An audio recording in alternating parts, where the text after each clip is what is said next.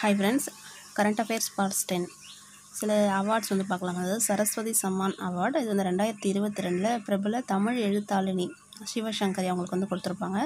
என்ன நூல் அப்படின்னு சொல்லி பார்த்தோம் அப்படின்னா சூரியவம்சம் அப்படிங்கிறது. ஓகேவா? சரஸ்வதி சம்மான் விருது சிவசங்கரி சூரியவம்சம். ஓகேவா? லோக்மானிய திலக் விருது வந்து 2023 பிரதமர் அவர்களுக்கு இந்த விருது வந்து கொடுத்துருப்பாங்க. ஓகேவா? அதுக்கப்புறம் பாருங்கள், பழம்பெரும் ஹிந்தி நடிகை இருக்காங்க இல்லையா, ஸோ அவங்களுக்கு வந்து தாதா சாஹிப் பால்கே விருது. இவங்களுடைய பெயர் வந்து வஹீதா ரஹ்மான் அப்படிங்கிறவங்க. இவங்க தமிழ்லேயும் வந்து ஒரே ஒரு திரைப்படம் வந்து இது பண்ணியிருப்பாங்க, அலிபாபாவும் 40 திருடர்களும் அப்படிங்கிறவங்க. இவங்க வந்து முக்கியமான விஷயம் என்னன்னா தமிழகத்தை சேர்ந்தவங்க. அதனால் ஸோ நம்ம அதை வந்து பார்த்துக்கலாம், இம்பார்ட்டண்ட். ஓகேவா? விருதுகளை பொறுத்த வரைக்கும் தமிழ்நாட்டு ரிலேட்டடாக, உலக அளவில் விருதாக இருந்தால் இந்தியா ரிலேட்டடாக நம்ம பார்த்துக்கணும். 1972 பத்மஸ்ரீயும் 2011 பத்மபூஷன் விருதும் வாங்கியிருக்காங்க. ஓகேவா?